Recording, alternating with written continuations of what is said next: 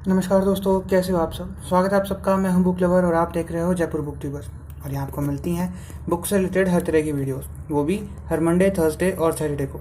और आज की हमारी वीडियो एक रीडाथॉन व्लॉग होने वाला है, जिसके अंदर हमने एक बुक अपन कंटिन्यू कर रहे थे, if it bleeds by Stephen King. और उसका अपन ने फर्स्ट जो कंपाइलेशन है 4 शॉर्ट स्टोरीज का, जिनमें से एक अपन ने पढ़ ली थी। और आज अपन बाकी रिमेनिंग 3 पढ़ने वाले हैं। तो आज के हमारे जो रीडाथॉन के साथी होने वाले हैं वो है सबसे पहले अपना the one and only Kindle भाई साहब, जिसके ऊपर अपनी बुक है। दूसरी हमारे पास हमारी घड़ी, जिसमें कि आपको दिख रहा होगा अभी 12 बज रहे हैं दोपहर से। तो आज अपन 12 घंटे का व्लॉग करने वाले हैं रीडाथॉन, यानी कि तो दोपहर 12 बजे से रात को 12 बजे तक अपन करने वाले हैं। आज पूरी बुक देखते कंप्लीट हो पाती है नहीं, आई होप सो कि 12 घंटे शायद हो जाएगी। और 12 घंटे में कंटिन्यूस नहीं पढ़ने वाला हूँ, बिकॉज बीच में थोड़ा बहुत काम हो जाता है। और आज हमारे गेस्ट हैं, चीफ गेस्ट, वो है हमारे मिस्टर चिंटू जी। तो आज ये चिंटू जी हमारा साथ देने वाले हैं, जस्ट बिकॉज की हॉरर स्टोरी अकेले नहीं पढ़नी चाहिए। तो आज हमने एज अ कंपेनियन के तौर पे मिस्टर चिंटू जी को लिया है। और वैसे अपन ने इसकी जो फर्स्ट पार्ट था मिस्टर हैरिंग्स फोन, वो पढ़ लिया था। तो आज अपन इसकी सेकंड स्टोरी से स्टार्ट करेंगे, जिसका नाम है द लाइफ ऑफ चक। तो ये आपको दिख रहा होगा स्क्रीन पे। तो चलिए, अभी इंट्रो अपना हो गया है, मैं फटाफट से स्टोरी पढ़ना स्टार्ट करता हूँ। उसके बाद देखते हैं अपन को आगे कितनी देर में स्टोरी होती है। जैसे जैसे स्टोरी पूरी होगी या मैं जब भी ब्रेक लूँगा मैं आपको अपडेट करता रहूँगा। तो चलिए बिना देरी करे वीडियो को स्टार्ट करते हैं। नमस्कार दोस्तों, अपन फिर से वापस आ चुके हैं वीडियो के अंदर। और अब तक अपनी एक शिफ्ट पूरी हो चुकी है, यानी अपनी एक शिफ्ट मान लो लगभग 3 घंटे और 54 मिनट समथिंग की हुई है। तो आपको टाइम दिख रहा होगा अभी इसके अंदर। तो अभी अपन ने क्या है, इसके अंदर 4 स्टोरीज थी। एक अपन ने इससे पहले वाली वीडियो में कवर करी थी और एक अपन ने अभी पढ़ी है। और स्टोरी ये जो मिस्टर हैरिंगटन की स्टोरी थी वो तो अपन ने पहले पढ़ ली थी, और अभी मैंने पढ़ी है it the life of Chucks, if it bleed के अंदर। इसके अंदर एक स्टोरी और थी, second story the life of Chuck. तो वो मुझे कुछ इतनी खास नहीं लगी, मतलब सर के ऊपर से जाने वाली चीज़ थी। सबसे पहले बता रखा है कि एक टाउन होता है, उसके अंदर एक आदमी है चक नाम का। तो वो रिटायर हो रहा आज, और हर जगह उसी के बारे में लिखा हुआ है, यानी पैम्पलेट्स पे उसके ऐड हैं, टीवी पे उसके ऐड है। इनफैक्ट नेटफ्लिक्स के ऊपर पॉपअप ऐड के अंदर भी लिखा रहा है कि thank you Chuck for your 39 years service, you are great और फलाना ढिमकाना। एक शहर के ऊपर जो विंडोज वगैरह होती है उनके ऊपर भी पैम्पलेट चिपका रखे हैं। तो ये थोड़ा सा तो अजीब लगता है स्टार्टिंग में जो फर्स्ट पार्ट इसका। उसके बाद सेकंड सीन दिखाते हैं अपन को, उसके अंदर बता रखा हो कि चक आखिर है कौन। तो चक बेचारा हॉस्पिटल के अंदर मरने वाला है, उसकी तबीयत खराब उसकी बहुत ज़्यादा। और उसके बाद अगली स्टोरी उसके थर्ड पार्ट के अंदर बता रखा है कि चक एक अकाउंटेंट हुआ करता था, और अपने हाई स्कूल के डेज के अंदर वो बहुत अच्छा डांसर था, और उसका एक बैंड था रेट्रो करके, वो उसका लीड सिंगर भी हुआ करता था, ड्रमिस्ट भी काफ़ी सही था वो। उसके बारे में बता रखा है। और फिर एक आदमी जो हमारी स्टोरी का मेन कैरेक्टर है मिस्टर आर्मस्ट्रॉन्ग, वो लोग क्या करते हैं, वहाँ पे जाते हैं और देखते हैं कि भाई उनका एक घर है, उसके अंदर एक कपोला, यानी ऊपर जो होते हैं ना गुम्बद टाइप एक जगह होती है, लाइक अपन जिसको हिंदी में अपन टांड बोलते हैं ना, ऊपर वो रहने की एक छोटी सी जगह बना लेते हैं, गोडाउन टाइप। तो उसके अंदर वहाँ पे एक उसके घर में एक वो था जगह, जिसको उसके दादा दादी खोला नहीं करते थे। और उसके मम्मी पापा और उसकी छोटी बहन थी, वो पहले ही कार एक्सीडेंट के अंदर गुजर गए थे, और वो अपने दादा दादी के साथ रहता था। तो उसकी दादी जी भी एक्सपायर हो जाती हैं। उसके बाद दादा उसको बोलते हैं कि दादा थोड़े से डिप्रेस वगैरह रहते हैं, ड्रिंक वगैरह करने लग जाते हैं। तो बोलते हैं अगर तुमको हाँ भाई देखनी है तो तुम वो खोल के देख सकते हो। वो छोटा होता है तब उसके बारे में काफ़ी ज़्यादा स्टोरी सुनाते हैं दादाजी उसको। दादी माँ बोलती थी कि सिर्फ मजाक है। तो वो आखिरकार उसके ऊपर जाता है, अपने कबर्ड के अंदर, कपोला के अंदर ऊपर जाके उसको देखता है, और डोर वगैरह खोलता है, अंदर तलाश लेता है। तो जो भी उसको दादाजी बताया करते थे स्टोरी, उसके जैसा उसको कुछ नहीं मिलता। और वो वापस उसका गेट खुला ही छोड़ के वापस वो घर छोड़ के अपने दूसरे टाउन में शिफ्ट हो जाता है। और उसके बाद वो जो ये था उसका third part, fourth part actually. एक मेन पार्ट था, फिर उसके 3 पार्ट थे। तो ये मेन पार्ट जो था ना लास्ट वाला, तो लास्ट वाले पार्ट से फिर अपन को सेकंड वाली स्टोरी कनेक्ट होती है कि आज वो हॉस्पिटल के अंदर है। तो ये उसकी बैक स्टोरी चलती थी, थोड़ी सी स्टोरी आगे जाती है फिर पीछे जाती है। तो इस तरह से स्टोरी बता रखी है, और पूरी स्टोरी ऐसी है। तो इसके अंदर थोड़ी सी क्रीपी थी फर्स्ट पार्ट ओनली, कि यार ऐसा थोड़ी ना है। मतलब इनफैक्ट आप देखो भाई, आप एडवर्टाइजमेंट कहाँ कर सकते हो, आपको टीवी एडवर्टाइजमेंट वहाँ पे वो था, रेडियो वहाँ पे भी वो चक के लिए उसके सर्विस के लिए उसको थैंक्स बोल रहे थे। नेटफ्लिक्स पे, इंटरनेट पे पॉपअप मेन्यूज ऐड वगैरह थे।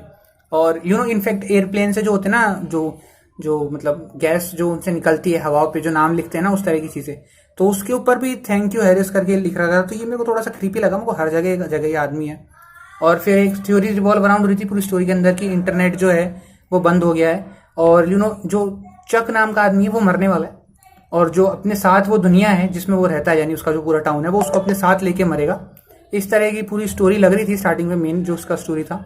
उसके बाद जब उसके सेकंड पार्ट, थर्ड पार्ट और फोर्थ पार्ट जो अपन ने सब पार्ट्स थे वो पढ़े, तो मुझे थोड़ा सा अजीब लगा मेरे को कि क्या अजीब सी स्टोरी लगी मेरे को, क्योंकि मैंने इट पढ़ी है और शाइनिंग भी पढ़ी है, तो वो मुझे काफ़ी सही स्टोरी लगी थी एज़ कम्पेयर टू दिस। अब जो हमारी बुक का नाम है इफ़ इट ब्लीड्स, तो अब अपन ये देखो, अब जो बुक का नाम है इफ़ इट ब्लीड्स, अपन वही बुक उसका वही चैप्टर स्टार्ट करने वाले हैं, इफ़ इट ब्लीड्स, जैसा कि आप देख सकते हो। तो आई जस्ट होप सो कि इन्होंने इतनी मेहनत करके इस बुक का नाम ही के नाम पे एक चैप्टर है, अब शायद वो चैप्टर तो आई इनफैक्ट थोड़ा मेन होना चाहिए कि थोड़ा मज़ा आए उस चैप्टर के अंदर। तो बस अब अपन इस बुक का थर्ड चैप्टर स्टार्ट करते हैं, और इनफैक्ट लगभग 4 बज चुके हैं नियर बाय, और रात को 12 बजे तक है, तो मुझे लग रहा है आसानी से मैं ये बुक कंप्लीट कर लूँगा, और हो सकता है शायद मैं कोई एक और छोटी बुक भी शायद आज कंप्लीट कर दूँ इसी के साथ। तो बस अब के लिए इतना ही, अब मैं आपसे थोड़ी देर बाद मिलता हूँ, तब तक के लिए bye. So here we are back again. अब जैसा कि आप देख सकते हो, अपन अगर अपने रीडिंग व्लॉग की बात करें तो अपन अभी टाइम हो रहा है करीब 6:40, हाँ 6:40, तो अपन को नियर बाय अपन ने 12 बजे से रीडिंग व्लॉग स्टार्ट करा था, तो 6:40 हो चुके हैं अभी अपन को। और जैसा कि देख सकते हो, मेरा मन तो था, यानी एक स्टोरी मैंने पूरी पढ़ ली थी पहले ही, एक और आज कंप्लीट कर ली थी, और एक जो अपन पढ़ रहे थे इफ इट ब्लीड्स, वो आधी से थोड़ी ज़्यादा कंप्लीट हो गई थी, और मेरा बिल्कुल मन नहीं था जब तक उसको कंप्लीट ना कर उठने का। मैं पूरी एक ही सिटिंग में कंप्लीट करना चाहता था, लेकिन जैसा कि वेदर हो रहा है, बस मन बन गया, मतलब मन करा अपन भी थोड़ा सा वेदर को एंजॉय कर लेते हैं, बुक थोड़ा साइड में रखते हैं। वैसे इस वेदर में पढ़ने का मज़ा ज़्यादा ही आता है, बट अगर साथ में थोड़ा कॉफ़ी हो तो ज़्यादा सही लगता है। अभी इधर बहुत भयावह बारिश हो रही है, इट्स राजस्थान, और यह बारिश हो तो अपने आप में एक खुशी का मोमेंट हो ही जाता है। वैसे ज़्यादातर इस खुशी को चाय पकौड़ों के साथ एंजॉय करा जाता है, बट ठीक है, शायद ड्रॉपलेट्स ना दिख रही हूँ, बट ठीक है, अब जितना भी है। ये देखो बारिश हो रही है, और ये जो बारिश के बाद गीली मिट्टी की खुशबू आती है ना, वो बड़ी सही लगती है। एक तो गीली मिट्टी की खुशबू और एक जो बुक्स की खुशबू आती है, वो दोनों स्मेल बहुत सही लगती है। तो आपको ये ऐसे मौसम में पढ़ना कैसा लगता है, बुक रीडिंग करना, तो वो मुझे ज़रूर कमेंट करके बताना। अब अपन मिलते हैं, मैं थोड़ा बारिश एंजॉय करता हूँ, आप भी देखो क्या करते हैं। चलो bye. So here we are again, और ये अपना सेकंड लास्ट स्लॉट होने वाला है अपने रीडाथॉन का। अपन ने लगभग दोपहर में 12 बजे से स्टार्ट करा था, और अब आप जैसा कि देख सकते हो घड़ी में 11:30 हो रहे हैं, इट्स 11:34 एंड स्टिल काउंटिंग। तो अब अपना आधा घंटा बचा है मैक्सिमम, हाँ आधा घंटा के नियर बाय टाइम बचा है अपने रीडाथॉन में, और मैं जस्ट बुक का 90% पार्ट कंप्लीट कर चुका हूँ। ये अपना लास्ट चल रहा है, तो मैंने सोचा कि क्यों ना एक ब्रेक ले लिया जाए। मैंने 3.5 स्टोरीज़ कंप्लीट कर ली हैं आउट ऑफ 4, और इसलिए मैं एक ब्रेक लिया है। और अभी जो मैंने रिसेंटली स्टोरी पढ़ी है इफ़ इट ब्लीड्स, जो कि टाइटल भी था इस बुक का, तो वो बुक मुझे थोड़ी ठीक ठाक सी लगी, लानी जैसे कि इसके अंदर कह सकते हैं, जैसे जो फर्स्ट स्टोरी थी यानी कि मिस्टर हेरिंग्स फ़ोन, तो वो थी एक सुपर नेचुरल प्लस मतलब थोड़ी सी क्रीपी टाइप अपन उसको समझ सकते हैं। और जो दूसरी बुक थी वो थोड़ी सी अपन जो अपनी द लाइफ ऑफ चक थी, वो थोड़ी सी सुपर नेचुरल प्लस थोड़ी सी इमोशनल जॉनरा पे थी, तो उसको क्रीपी एंगल से ना ही देखे तो बेटर है। और अभी जो मैंने रिसेंटली ख़त्म करी है, लाइक लास्ट जो ख़त्म करी थी वो थी इफ़ इट ब्लीड्स। तो इफ़ इट ब्लीड्स के अंदर जो अपन में बात है ना, जो उसको खास बनाती है वो ये है कि उसके अंदर थोड़ा बहुत सुपर नेचुरल फिनोमेना ऐड करा गया है विद सम मिस्ट्री और सस्पेंस टाइप जॉनरा। तो उसमें एक डिटेक्टिव होती है मिसेस हॉली करके, तो क्या है स्कूल के अंदर एक बॉम्ब ब्लास्ट हो जाता है, और मिसेस हॉली जो है वो क्या है एक डिटेक्टिव है, तो उन्होंने पता लगाने की अपने मतलब उठाई है पूरी जिम्मेदारी खुद पे कि ये क्या हो रहा है, ब्लास्ट क्यों हो रहा है, स्कूल के अंदर ब्लास्ट हुआ है, कैसे हुआ है। काफ़ी सारे लोग उसमें मर जाते हैं, बच्चे इंजर्ड हो जाते हैं, तो काफ़ी सीवियर इंजरीज आती हैं। यानी अभी जो क्राइम्स हो रहे हैं और पास्ट में जो क्राइम्स हुए हैं उन सब के अंदर एक कॉमन लिंक है कि जब भी कोई ना कोई क्राइम होता है वहाँ पे एक कॉमन आदमी है जो हर जगह प्रेजेंट रहता है। तो फिर वो उस आदमी का पता लगाने लगती है कि आखिर ये आदमी कौन है, और इसी के ऊपर पूरी स्टोरी आगे तक बढ़ती है। और आगे अब ज़्यादा स्पॉइलर हो जाएगा, थोड़ा सा और बता दिया तो बस इसी जो मेन जो सेंटर आइडिया है बुक का वो यही है कि आखिर मिस हॉली उसको पकड़ पाएगी या नहीं, वो कौन आदमी है, और वो इस तरह की तहलके वाली हरकतें क्यों कर रहा है, हर जगह आतंक क्यों मचाने में तुला हुआ है। तो ये थर्ड स्टोरी थी। और जो फोर्थ स्टोरी अपनी चल रही है जो अभी मैं पढ़ रहा हूँ द रैट, ये एक मूवी है, मिस्टर स्टीफन किंग की एक बुक है, उसके ऊपर बेस मूवी है द माइसरी, हाँ सॉरी। तो उसके ऊपर क्या है ना, मैंने मूवी देखी है जब मैं बुक से इतना फ्रेंडली नहीं था तो इसलिए मैंने उसके ऊपर बनी हुई मूवी देखी है, और वो मूवी मुझे कुछ इस बुक के जैसी लग रही है, बिकॉज जो इनका सेंट्रल थीम है, लाइक उसके अंदर एक राइटर होता है, इसके अंदर एक राइटर होता है, और वो भी क्या होता है एक अपनी नॉवल बनाने के लिए किसी रिमोट लोकेशन पे जाके अपनी नॉवल पूरी करना चाहता है, और इसके अंदर भी जो है वो भी सही यही करना चाहता है अपना जो ऑथर है। तो इसलिए मुझे कुछ कुछ सेम लगी और अब मैं बस इसके एंडिंग फेज में हूँ। और इसके अंदर क्या होता है, एक राइटर होता है, एस्पायरिंग राइटर बोल सकते हैं अपन उसको, जो कि अभी तक जो स्टोरी में मैंने पढ़ा है मैं सिर्फ वही बता रहा हूँ, और बाकी तो मैं पूरी स्टोरी पढ़ के आपको बताऊँगा। लाइक इसके अंदर एक राइटर होता है, वो क्या है शॉर्ट स्टोरीज़ और नॉवेल्स, लाइक नोवेला और शॉर्ट स्टोरीज़ लिखता है सिर्फ। लेकिन उसकी बड़ी ख्वाहिश है कि वो क्या करे, एक नोवेल लिखे, complete novel with all the plots and twist वगैरह। तो इसलिए वो क्या करता है, अपनी वाइफ को बोलता है कि यार मेरे पास एक बहुत अच्छा सा आइडिया है। एक दिन उसको ऐसे ही घूमते हुए एक आइडिया आता है, तो बोलता है कि चलो तुम मेरे साथ चलो, मैं तुमको एक बहुत अच्छी नोवेल लिखना चाहता हूँ, तुम मेरा थोड़ा साथ दो।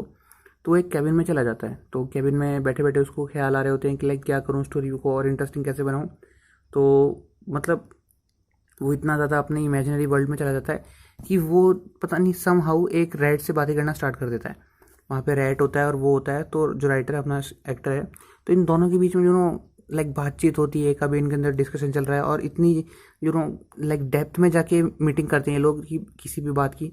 तो यही चल रहा है अभी स्टोरी के अंदर, और इससे भी थोड़ा ज़्यादा हो गया वैसे, लेकिन स्पॉइलर नहीं दूंगा। शायद मैंने मेरी फर्स्ट वीडियो के अंदर मैंने देखा नहीं, शायद थोड़े से स्पॉइलर मिल गए आपको, इसलिए तो क्योंकि आपका मज़ा ख़राब ना हो अगर आप ये बुक पढ़ना चाह रहे हो तो इसलिए तो मैं इसके अंदर और ज़्यादा स्पॉइलर नहीं दूंगा। So hello friends, finally here we are. और जैसा कि आप देख सकते हो, ये हमारे चिंटू जी हमारी समय यंत्र को लेके बैठे हुए हैं। तो इसमें 12:20 हो रहे हैं और डेट 12 हो चुकी है, ऑब्वियसली बात है, बिकॉज 12 बज गए हैं और डेट चेंज हो चुकी है। और हमारा किंगडम ऑफ इसलिए है बिकॉज हमने हमारी बुक कंप्लीट कर ली है फाइनली, आखिरकार इफ़ इट ब्लीड्स ख़त्म हुई bye Stephen king.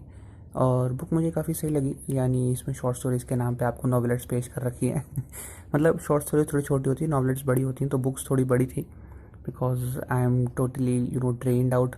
I haven't taken a single nap literally, but I really enjoy this journey like through out the process. जितना भी अपन ने पढ़ा रीडाथॉन के नाम पे, लाइक जो बुक अपन ने आज कंप्लीट करी, लाइक अचीवमेंट। और इसी अचीवमेंट को देख सकते हो, जैसे हमारे चिंटू जी हैं, उन्होंने घड़ी को एज अ बेल्ट के तौर पे, विनिंग बेल्ट के तौर पे अपने पे बांध लिया है। लाइक जैसे WWE के स्टार्स होते हैं ना भाई, ये बेल्ट है हमारी, तो हो सकता है ग्रैंड स्लैम जीते हो ये भी, हु नोस। तो अब हम चिंटू जी को भी अलविदा कहेंगे बिकॉज बुक कंप्लीट हो चुकी है और चिंटू जी भी थोड़ा सा फेंटेड फील कर रहे हैं, लाइक जस्ट लाइक मी। तो वही संगति का असर तो आता है, डर बांटा था तो नींद भी बांटी है, महाराज इनको भी सोना है। और खैर मेरा तो सोना नहीं होगा, अभी मैं एडिटिंग करूँगा जस्ट बिकॉज कि आज मंडे है और मुझे वीडियो अपलोड करनी है। तो थोड़ा सा एडिटिंग का काम करते हैं, लाइक वीडियो शायद मैं ड्राफ्ट में डाल दूँगा, उसके बाद सुबह अपलोड करूँगा जो भी है। तो बस आज के लिए इतना ही। और बुक काफ़ी अच्छी लगी मुझे, अगर आप पढ़ना चाहो तो पढ़ सकते हो। और अगर आप ये बोलो कि भाई चारों स्टोरीज़ के अंदर सबसे अच्छी स्टोरी कौन सी थी, तो देखो ये जज करना काफ़ी मुश्किल रहेगा, जस्ट बिकॉज की जो चारों स्टोरीज़ हैं वो उनके अंदर सिर्फ एक चीज़ कॉमन है कि वो थोड़ी सी सुपर नेचुरल जॉनरा के ऊपर बेस्ड है। बाकी जो सबकी सेंट्रल थीम है वो अलग है। लाइक फर्स्ट वाली स्टोरी है वो थोड़ी सी क्रीपी है, सेकंड वाली थोड़ी सी इमोशनल है, और जो थर्ड वाली वो थोड़ी सी मिस्टीरियस टाइप में चली जाती है। तो सबका जॉनरा अलग है, मेन जो सेंट्रल थीम है वो अलग है।